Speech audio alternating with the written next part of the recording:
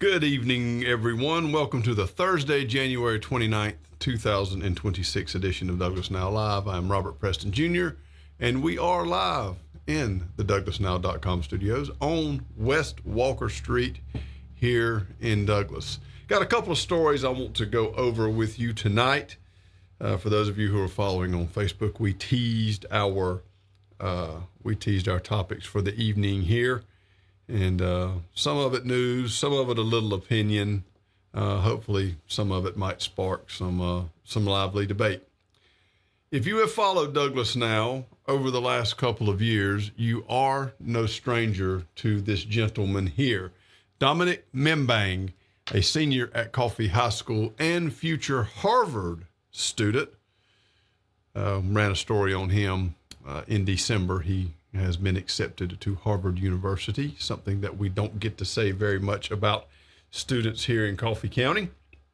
But Dominic is one of the most decorated students that we have had come through Coffee High School since we've been doing Douglas Now. And I told y'all, and that's going on 12 years, and I told y'all that there would be more from Dominic as we got closer to the end of the school year. And this is the latest honor that he has that has been bestowed upon him.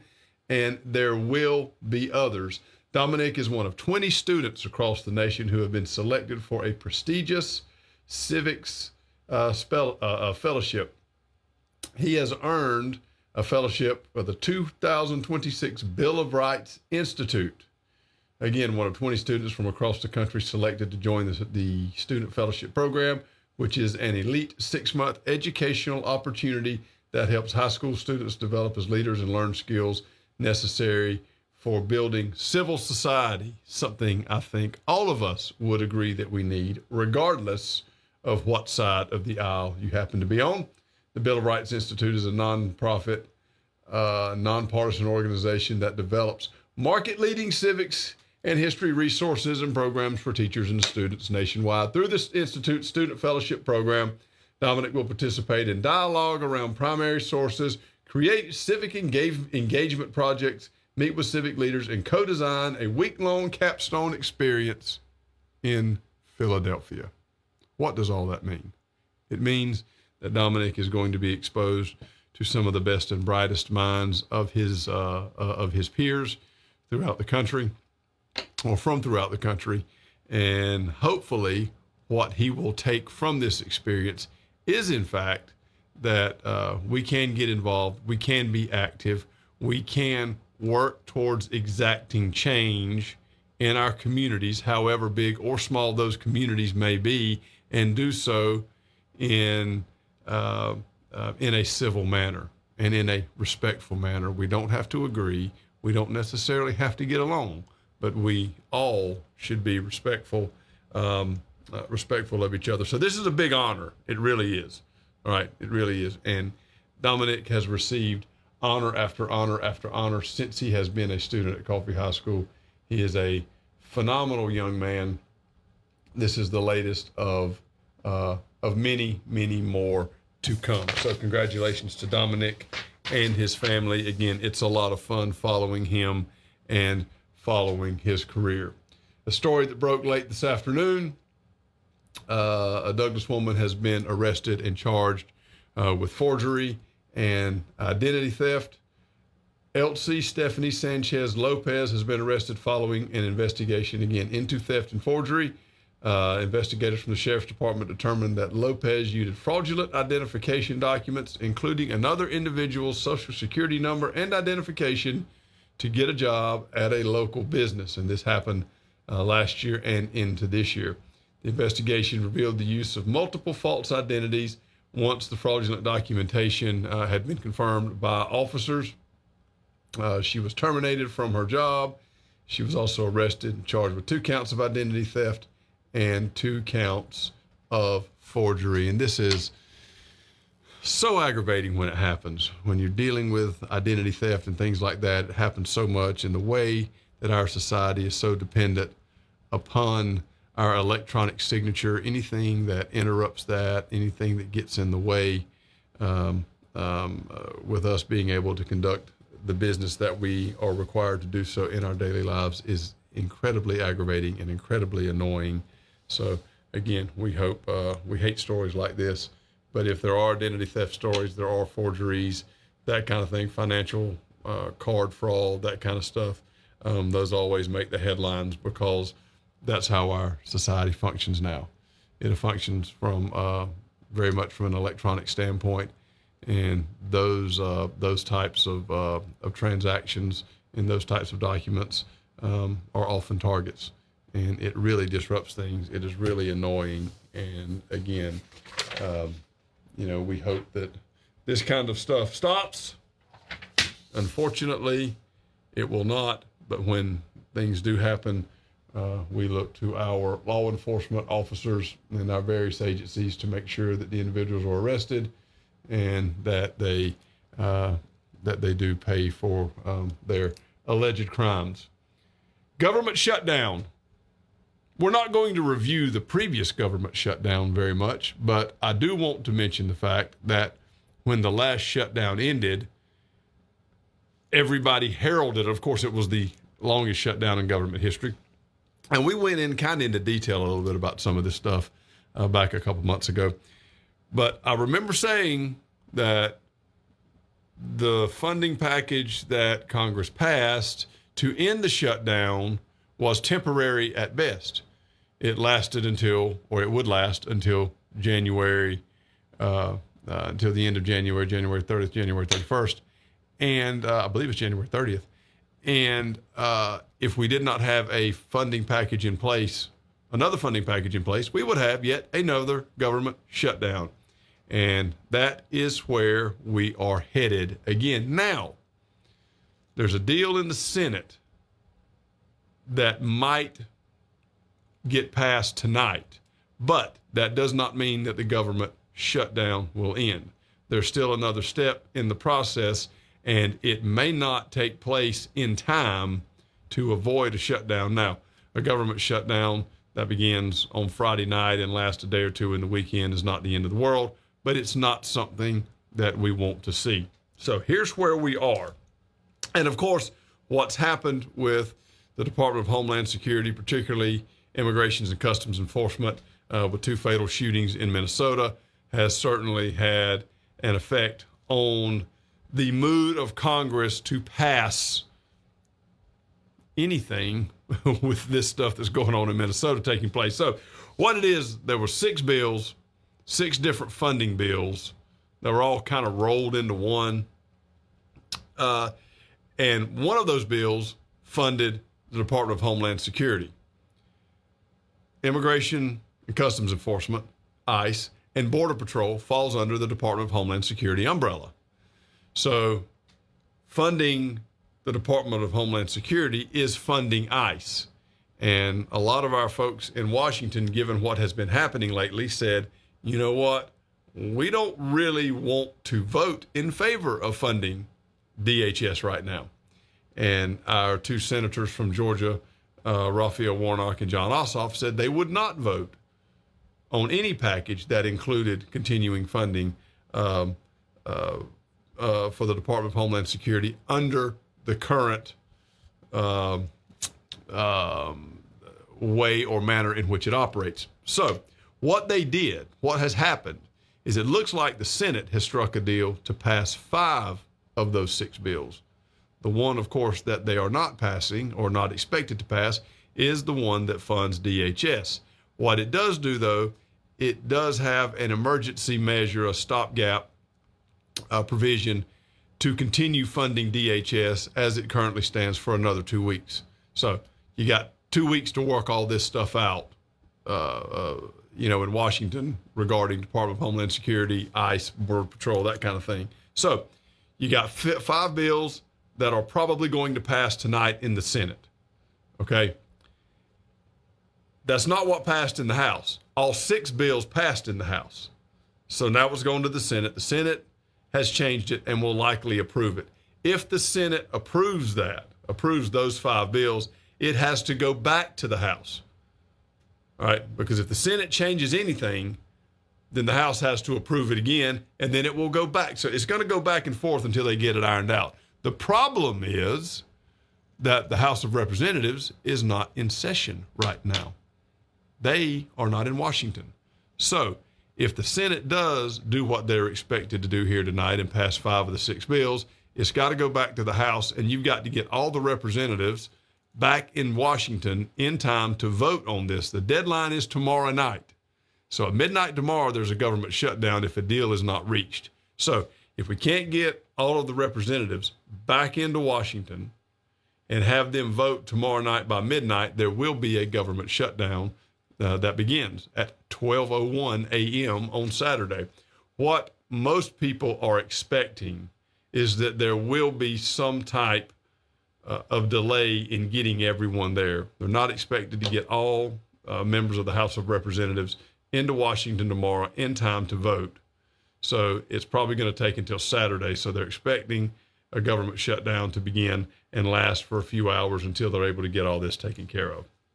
But it's also worth noting that what has happened here with the 5 out of 6 bills being passed and all that does appear to be a bipartisan. It's a bipartisan issue, and they've really got some things to work out regarding what's happening here with Immigration and Customs Enforcement, what's happened in Minnesota, and the Trump administration's plan moving forward with regard to his immigration initiatives. And listen, I want to talk about some of this stuff, but I'm very careful, and I haven't figured out exactly how I want to approach it. All right, but I think there's some discussion that needs to be had. But I want to make sure that I understand the issue and understand what has happened more than I do now. All right. And I am pretty particular about the sources that I read, and I'm pretty particular about where my information comes from. And one of the last places that I look to for information is social media. In fact, I try to get as far away from social media as I can. All right. I try to look at sources that are objective, or if they are not 100% objective, they state their biases up front, so I have a proper lens through which to filter what I'm reading. And that helps a lot. I mean, I know not everybody's objective, not everybody can be objective. And I don't have a problem with that. Just tell me where you're coming from, so then I can understand and I can interpret what you're telling me through the correct lens. So I'm trying to gather information from sources that I trust, from sources that I believe tell the entire story and aren't out to necessarily prove a point or prove an agenda. And that's not easy to do. That's not easy to do at all. But I do have a list of sources, and I'm consulting those, if you will, and hopefully we'll be able to have a discussion about some of these issues here moving forward. I'm not quite ready to do it just yet. But yes, it is likely, barring, I hate to use the word miracle, but it's going to be a little bit on the extraordinary side if all the representatives are able to get to Washington to vote before midnight tomorrow night. So there's likely going to be some type of partial government shutdown, at least for a few hours this weekend, while the representatives work that out. But yeah, so the 6 bills got passed in the House, 5 in the Senate, got to go back to the House. And after it leaves the House, I believe it's going to, I don't know if it's got to go back to the Senate since the Senate already approved it. But at any rate, there's some steps still left, even if the Senate does in fact approve a funding package tonight. It's not the same one that the House passed. And our House of Representatives, folks, are not in Washington right now. And I do not know how the impending weather that is coming in will affect the House of Representatives from convening. We have the latest storm of the century. You know, several times a year we have a storm of the century, right? Now, what's about to hit us, not the storm of the century, but maybe certainly the storm of the year thus far. Our picture over here is only a partial graphic. We put this same graphic up on the DouglasNow.com Facebook page. But cold weather is arriving this weekend, Saturday night into Sunday afternoon. This is from the National Weather Service down in Jacksonville. Coffee County Emergency Management Agency is doing a good job keeping everybody updated with what to expect regarding the weather. If you have questions, check out their Facebook page. Or as always, every single time we have some type of weather issue, I direct people to Danny Hadsock's Facebook page. So he is our local weatherman, and he's a pretty doggone good one. So between Coffee County EMA and Danny Hadsock, you can get all the correct information regarding weather and issues of impending natural, I hate to say natural disasters. I think Hurricane Helene was certainly a natural disaster, but yeah, those two sources, those two local sources will keep you informed with what's going on. So all of Northeast Florida and Southeast Georgia will be affected. Wind chill temperatures will be in the single digits, headed into Sunday. All right, 5-10 degrees. That's cold. That's really, it's going to be dangerously cold this weekend. There's cold, there's uncomfortably cold, and then there's dangerously cold.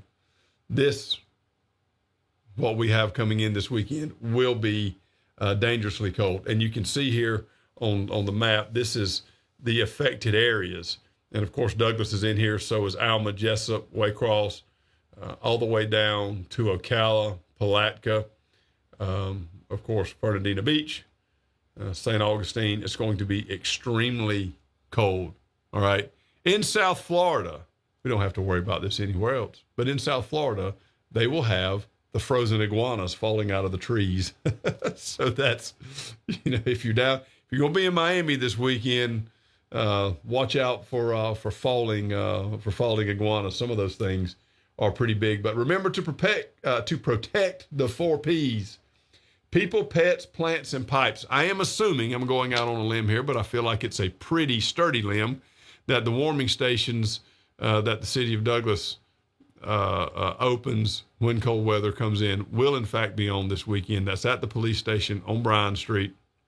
If you need to get warm, if you do not have adequate heat, adequate housing, adequate services, then you can go to the Douglas Police Department. They will be set up to keep you warm. It's open every time the weather gets really cold.